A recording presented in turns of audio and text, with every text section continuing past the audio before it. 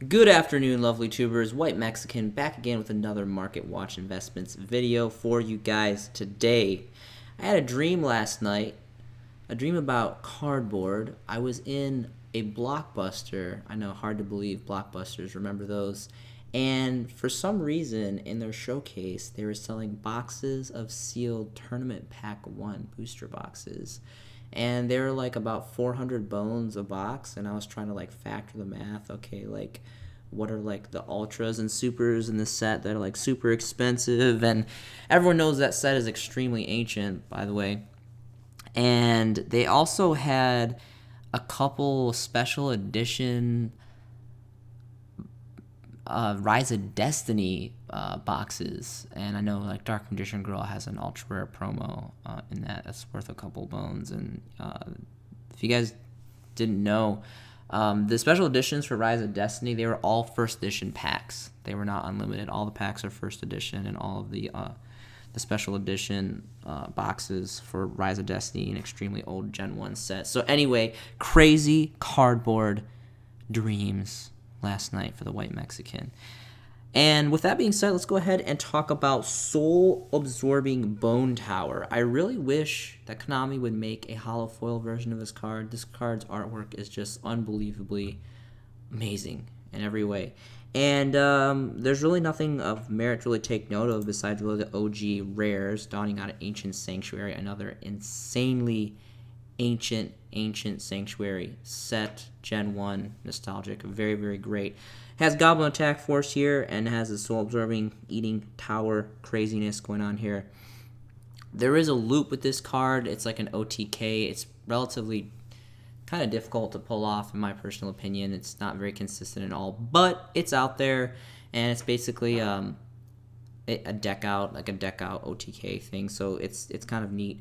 But anyway, this card's super cheap. First editions are about 2 bones, and there's 5+ on the market. I'm not going to go too in depth with this card. It's just a really old card that I really wish would get a rarity bump, and it just has amazing artwork, so it deserves some love. So White Mexican's going to give it a little shine, a little light on it. Next is going to be Swift Scarecrow. This card has one super rare hollow foil here, Dawning Out of Astral Pack 4. The rest of these other junky versions are just commons and all that junk. Nothing to be too concerned about. Let's go ahead and take a look at the super rare. This is going to be about roughly 3-ish bones here on the market. Oh, it's 1111. Make a wish. Sorry, I'm scatterbrained today. But continuing on, it's 3 bones. It's about 3 bones to 4-ish bones here, so 5 bones. So only 2 pages left, and really not a lot of availability. There's about 3 stack here, and then there's one more page after that. This is a phenomenal card. I love this card a lot. This is one of my favorite defensive cards when I'm playing a stall defense deck. This is a really great card. Really cool artwork. Cool rarity, how it came out of an Astral Pack as a super rare foil too. So highest rarity that we have in the TCG. So definitely worth taking a peek at. Next is going to be Goblin Attack Force, of course. Going back to the Soul Absorbing, donning the OG here in the artwork. This is one of my all-time favorite old school monster cards. This was completely like unparalleled when it first came out. To be able to normal summon a level 4 without tributing with a 23 beater, even if it only lasted the majority of the times 1 turn, was just completely game-changing. And there's so much rich history behind this card. Really cool misprint error too. That's actually was kind of mass produced. The level stars here you can see in the monsters, there's actually a few versions that were manufactured that the earth attribute symbol was actually changed with a level star, and they're not too incredibly hard to find, but it is a misprint, so there's definitely not like an abundance on the market, but it's a really cool misprint that was actually kind of like I think a factory error, and it kind of got out circulated to the market relatively well. So it was pretty cool history behind that. And really not anything to take note of any of the versions. I mean, if you like Dark Beginnings, it is a rarity degrade to super rare, but I want to talk about the OG amazing ultra rares. I bag on ultra rares all the time. It's kind of like this silly joke that I have, but they're all old school Gen 1 first edition ultra rares look very, very nice. I am very much into collecting old school ultra rares amongst a few other select sets of ultras. So let's go ahead and look at the first editions again. This could potentially be playable depending if you're playing a very, very unique special deck, but more so it's just the history and the nostalgia and the artwork behind this card that I really take into consideration for the collector's value of this. And there is no first editions on the first page, only 3 pages on the market. First editions are going to be surprisingly about 6+ bones, which actually really isn't that bad. This is, I think anything under 10 exclusively for first editions is an amazing steal deal, because this card is just ancient as hell. It's got amazing artwork. It is an ultra rare, which back in the day that was second to the highest rarity that we could get in the game back then. Back then there was only 2 secret prints per booster box, and secret rare was the stealing. There was no ghost, there was no ultimate rare, there was no starlight rare, all these crazy things. It was pretty cut and dry back in the day, and I kind of liked it that way. But I do enjoy the new rarities as well. Firewall Dragon is going to be next. So this card is currently banned. 2 versions here. We have the 2018 crap tin reprints that just made everyone homeless and depressed who invested in it. And we have the Code of the Duelist original OGs, which are always going to be the ones that you guys want to invest in. This card had a small stint with the Danger Dark World loop that ran unchecked for quite a while through the meta and just caused a lot of devastation in its wake. But this card just has amazing artwork. It was a really big anime card for the era of Yu-Gi-Oh! That this dawned in. Code of the Duelist was a transition set, so great merit of history on its own, because this was the set that dawned us Link cards for the TCG. And this just has amazing artwork. It has really, really good artwork. It's high rarity of secret rare, and Code of the Duelist is not getting any younger. And this has actually seen a little bit of a price decrease. My kind of rule of thumb for this card is about 4.5 first edition, original prints exclusively. This card jumped up to about 10-12, and now it looks like it's sitting at about 8. Seems to be the new price point for these first edition OG prints. And there's 5+ pages on the market. No stacks here on the first page, but talk about this card a lot, kind of go in and out. And for all those reasons, I think it's definitely worth a showcase. Next is going to be Mass of Restrict. This is an extremely old Floodgate OG print dawning out of Labyrinth of Nightmare, another amazing Gen 1 Duel Monsters set, dawning as an ultra rare. There also is a super rare dawned out of OTS Tournament Pack 2, which I definitely wouldn't disregard. I would not take into consideration any of these other common versions. That's Peasant's Cardboard. But going into collector matters, because potentially, I mean, there's so many continuous trap card floodgates that just go in and out, in and out, in and out of the meta, and the game state is always changing. So it's kind of hard to predict when things are going to be good until like we get announcements of a deck that has a certain mechanic that can be just kind of flushed out with these floodgates. But let's go ahead and see if we can get some first editions. There's 4 pages on the market of this OG print. No first editions on the first page or the second page. The first editions are going to be a whopping 25 bones, and then it kind of just trickles up after that. Only 4 pages on the market. Again, it is an uncomfortable price point. It's definitely expensive. 25 bones is a steep requesting price for this card. But if you look at like what it is, and I'm not saying it's game defining, even if like there comes a huge relevant meta deck that needs a tribute, this could definitely be an option. But will it be the end all be all? Probably not. But just the sheer fact of how old this card is, it makes it valuable, it makes it desirable, and it makes it a collector's card. OTS pack, these are like less than $1. So if you want a hollow version as a super rare, which is also dawning out of a tournament pack, an OTS 2 pack, which is, in my opinion, higher than just any normal like reprint set. OTS stuff and like tournament pack stuff, champion pack, whatever you want to call it, those are all collector's cards to me, because there's a very short print run of it, and you got to go to your OTS to get them. And then if you're not in your local gaming store at that time, it's pretty much gone. Like you got to trade for it, you got to find it in someone's binder, you have to find it in someone's grandma's attic or in like some kid's basement, or you got to go to eBay or TCG Player. So I would definitely not disregard this. This is a pretty cool for what it is, and it's extremely affordable. It's literally like just over a bone. So I don't think it would be bad to pick up just a playset just to have on hand. Next is going to be Fiend Comedian. So this is an insanely ancient card, dawning from LOD, Legacy of Darkness. We're talking about, once again, Generation 1 Yu-Gi-Oh! Duel Monsters era here. And still to the day, this is a solo print. How is this still a solo print? It's insane. If you pause and read the effect of this card, obviously you're going to want to play this card in something like Light Swarms or like Shadal's or like Cookie Cutter Chaos or Burning Abyss or anything that, gets trigger effects from the graveyard. I think it's an incredible payoff either way. The artwork is kind of silly. We got the censored art. The original artwork is, I don't know, I kind of like our artwork too, but there's a different Japanese OCG artwork to this, and anyway, this is just extremely old. I think it's definitely a gamble card, but it's kind of good either way if you're playing a Grave Eccentric deck. And no one talks about this card. Like, this card is literally just, I don't know. I've talked about this card a few times because I really appreciate it, and I think it's a great card in the right deck. Let's go ahead and we can find some first editions. No first editions on the first page. There's 5+ pages here on the market.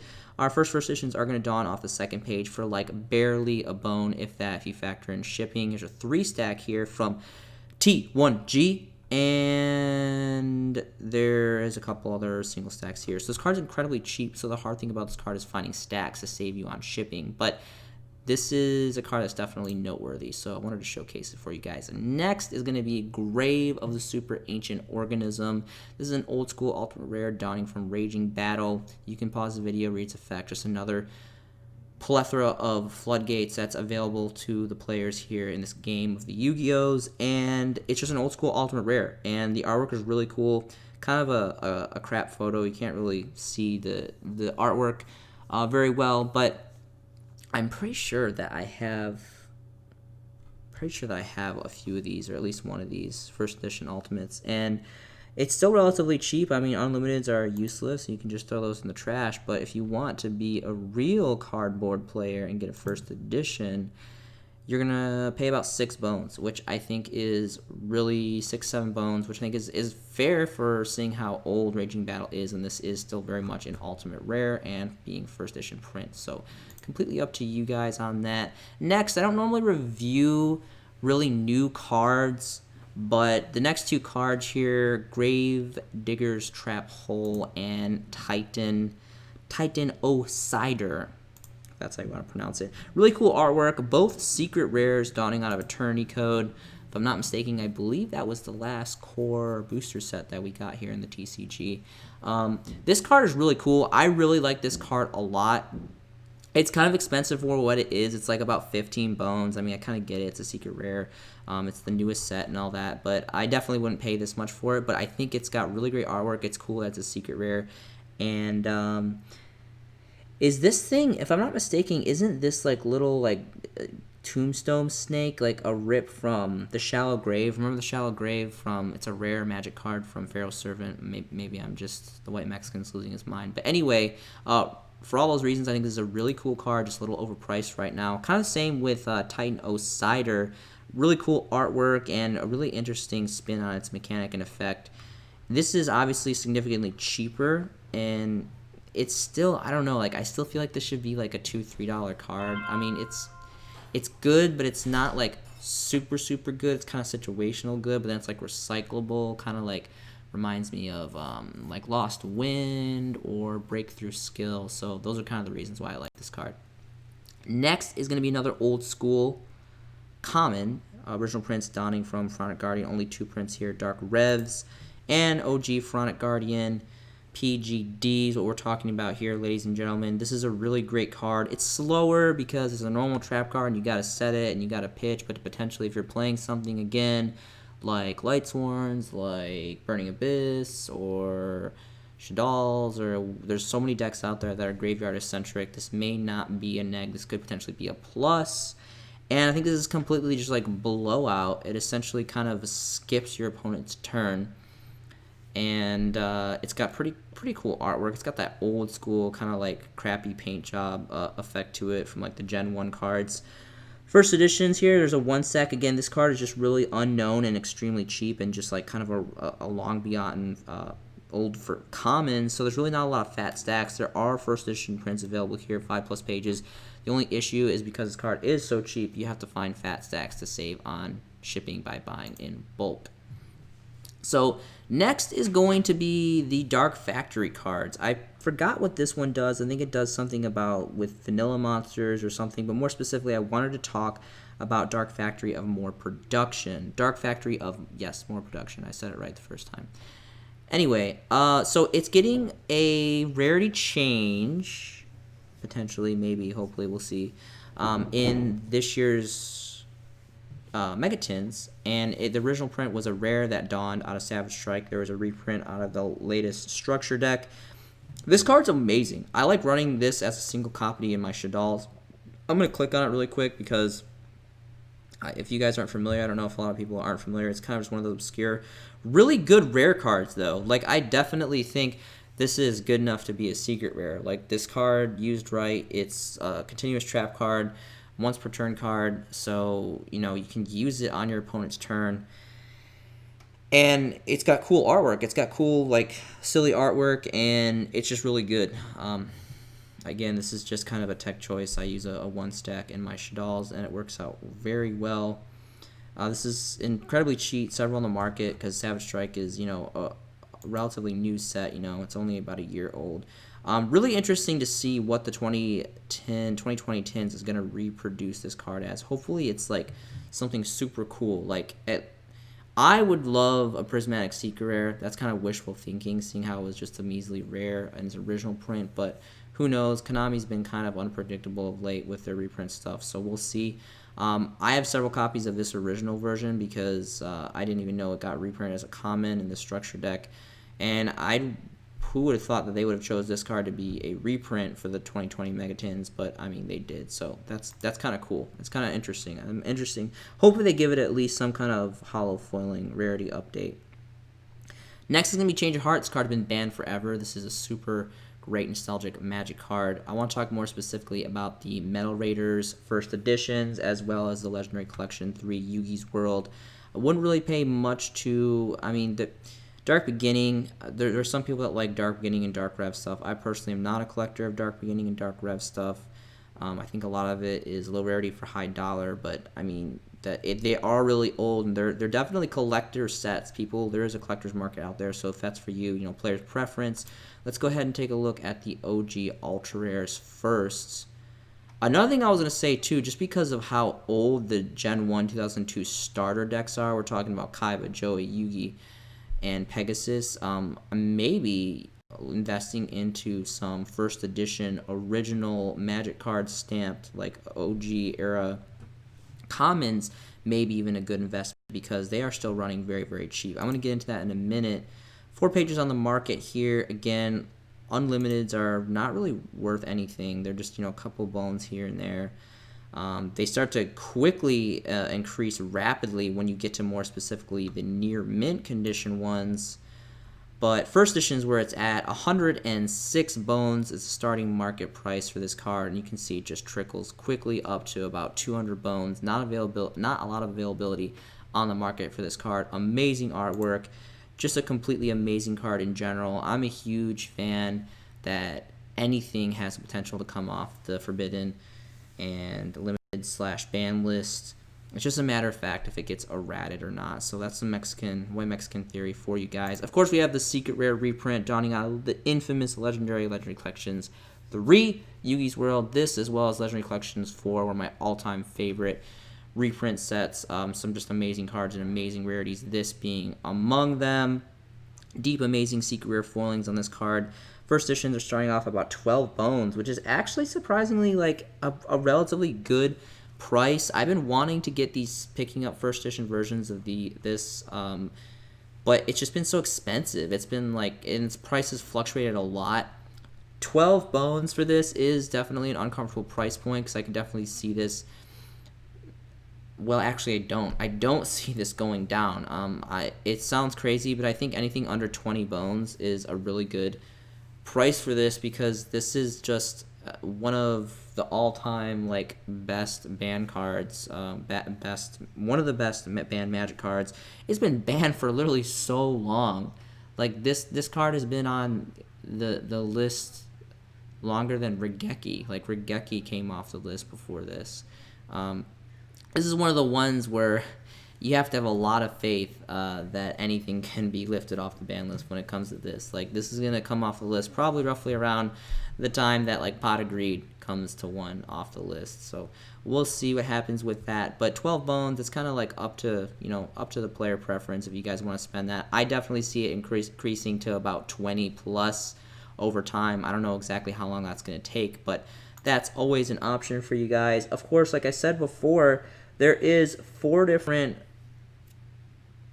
of the first reprints of this, because it dawned out of MRD as an Ultra, and then of course you have the 2002 Gen 1 starter decks, Joey, Yugi, Pegasus, and I guess Kaiba didn't get it. I guess Kaiba didn't get it. Okay, so anyway, these are the 2002 Gen 1, what I call Gen 1 era starter decks, and the first editions are really not going for too much, like maybe $1, probably even a little less than $1. I don't really know about like stacks, but if you guys want to take a look into these, maybe it's worth it, because this, who knows, when I think that this when, and I say when, not if, this card comes off the ban list, errated or not, it's going to have some kind of value, and holding just a print that is literally 18 plus years old now is going to be, who knows, that could be an option for any player at this point. So just a recommendation. Mage Power is going to be next. There's the Dark Beginnings 1 Ultra, Labyrinth of Nightmare, OG Ultra, and that's pretty much it. So let's go ahead and take a look at the original OG print from LON. I love this card. This United We Stand is right up there with Moonmere Shield and what's it called, like Gathering of the Cults of the Guardians or something. Anyway, I can't remember, but both all really, really great Equip Magic cards. This is like one of the OG, like there was Axe of Despair, which is right here, and then after that, we got Mage Power and United We Stand, which just completely blew this out of water. Blew this Axe of Despair out of water. Anyway, there is 4 available on the market, 4 pages. No first editions on the first page or the second page, or we'll get our first edition on the third page. Starting market price for this is going to be about 20 bones, and that jumps to 30 bones, then 35, then 40, and just quickly trickles up after that. Only 4 pages on the market. Amazing artwork, amazing card, and it's definitely well on its way to the collector's value or collector's market. Same with United We Stand. There's actually 3 different ultra rare versions. We have the Retro Pack 2, which is kind of interesting that dawned as an ultra, Dark Beginning 1, and Labyrinth of Nightmare original ultra. Interesting enough, there's also a Dual Terminal 3 common, which it is nothing compared to the OG ultras, but definitely the best out of everything else we got going on here. Let's go ahead and look at the original print. Again, downing out of Labyrinth of Nightmare as an ultra rare. Really cool artwork, really great, just old school soup up card. And there's only 3 pages available on the market. No first editions on the first page. First edition is going to be on the second page for about 16 bones, and then there's about 2 here, and then there's 1 more page, and kind of just trickles up after that. So all around great card. Next is going to be another old school common, Vengeful Bog Spirit. Artwork is really cool on here. Kind of has an interesting mechanic. Only 3 prints. Legendary Collection is 3. Dark Beginning, both as commons, all as commons. And of course, a lot of Labyrinth of Nightmare. I didn't mean it to come out this way, but I'm showcasing a lot of LON today. So interesting enough. I can pause the video here. Not a complete blowout effect, just an old school kind of slow draining Floodgate mechanic. Again, it's just super old. It does have the magic stamp because of how ancient it is from OG Gen 1 Yu-Gi-Oh! And first editions are super cheap. There's only 3 pages here on the market, and well, not super cheap. They're like about $1, and there's not really a lot of fat stacks here, so it's kind of hard to save on shipping with this card in particular. Interesting enough, there's only 3 pages. I thought there was more than that, but there is only 3 pages here for the OG prints. And the first edition is actually, going for some pretty good for being a common. I mean, they are old school commons and first edition, but they go for a couple dollars. So there's just something about this card that I just really enjoy, and I think it was worthy of showcasing. So really quickly, I wanted to talk about kind of an obscure set that I don't really know if I just didn't watch enough Yu-Gi-Tube or do my research, but this kind of like slipped on by. No one really talked about this set that I'm really aware of, the Legendary Duelist Season 1 box set. And I noticed that a lot of these cards were just like rarity updates from whatever the Pegasus Legendary Duelist set was. And like a lot of these cards, like the Millennium Eyes Restrict, Ancient Gear Fusion, they came as Ultras in that original Legendary Duelist set, as well as, what were some other cards? But a lot of these were just kind of like reprinted from that set, but just has a higher rarity. But if you look at the price points compared to the original ultra rare prints, the higher secret rare rarities are like are less, like significantly less. Secret rare version of Cocoon of Ultra Evolution. So stuff like that. It's just mostly those three, I guess, the relinquish / restrict cards, but it's just these are insanely more affordable and they're higher rarities, which I thought that was really obscure. It's kind of like ass backwards. I don't really know how that worked out, but I definitely think if you guys are trying to build some max rarity, really great looking decks that have these support cards, this is definitely a set that you guys want to check out because it's like everything is like a higher rarity at a cheaper price point. The last and final card of the showcasing today is going to be Dark Magician Girl, the one, the only, the infamous fanboy's favorite. There's just so many amazing rarities of this card, and this is just an insane collector's card. Obviously, it goes without saying, Legendary Collection 2 Secret Rare, Legendary Collection 3 Secret Rare, the OG Magician Force, infamous Secret Rare. You got the DT Super Rares. You have the Rise of Destiny Ultra Rares, which I actually had a dream about this I talked about earlier in the video. And that's pretty much it. This is insane. I lived in Japan for 2 years, about a year and a half ago-ish. And I've actually seen these in person in showcases and stuff. These are very, very nice. This is the OCG Japanese version, uncensored, of course. Ghost Rare Dark Magician Girl. It was a World Championship prize card or something like that. And this is insane. This card is not $10,000. When you're in Japan, there's actually like, I don't want to say almost every, but the majority of card shops have at least 1 or 2 copies of this Ghost Dark Magician Girl. And this is like, the only reason this is listed as 10,000 is because there's like none on the market. But if you go to Japan, I know, kind of a steep request, just randomly, going from the United States all the way to Asia to Japan to card shops. But this card was like, it's been a while. I don't remember exactly, but it was roughly around like maybe 500, between 300, the equivalent to 300 to 500 US dollars. They use Japanese yen over there, and there's a whole conversion thing, and it is what it is. But this is not 10 grand. Like, this is insane. Whoever did this went to Japan, picked this card up for like 500 bones, and then now they're trying to sell it for 10 grand. It's not gonna happen, guy. You need to take this down. I don't mean to be mean. It's just like I know a lot about OCG cards. Like, I lived in Japan, and I have like binders and binders and binders of OCG cards that I collected, and that just, I don't know, stuff like that is kind of just crazy. Like, I know everyone's trying to like toss a profit and all that, but that's too much. That's too much, guy. All right, so another thing, all the OCG versions you can see here, obviously, I don't collect this card. I would be all over collecting these 2 versions of the English versions, but with the censorship and the editing that we got here with the English cards, it's just, it ruins it for me. I really just, the original Japanese artwork is just superior in every way to me, so that's why I personally only collect in OCG versions of this card personally, but that's just another player preference. I have social media. The link is going to be below. I would love to hear from each and every one of you guys. Yu-Gi-Oh! Has been a part of my life for almost 2 decades now. I think it's extremely important and healthy to have good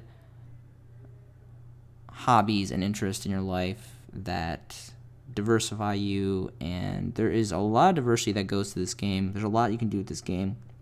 This game brings a lot of joy, a lot of excitement, and a lot of fun to a lot of people, and it's a really great escape from, if you're going through a hard time in your life, or, if you just want to have a good time, this game really brings some great brotherhood, some great friendship, and that's why I ask you guys to message me, ask you guys to give me recommendations, or set in comments, whatever it may be, because I feel extremely blessed that I have the opportunity to have this channel, to push out this communication to whoever is willing to listen. And I love making these videos for you guys. I hope you guys are enjoying these videos as much as I enjoy making them for you. The satisfaction that I get of just pushing out this information, and the small growth that I've had, the significant growth that I've had in this channel over the last couple months has just been amazing, and I am so thankful for each and every one of you guys. I hope you guys are having a fantastic day and making some amazing Yu-Gi-Oh investments yourself. Please stay safe out there. This has been a showcasing by the White Mexican, and I will see you in the next video.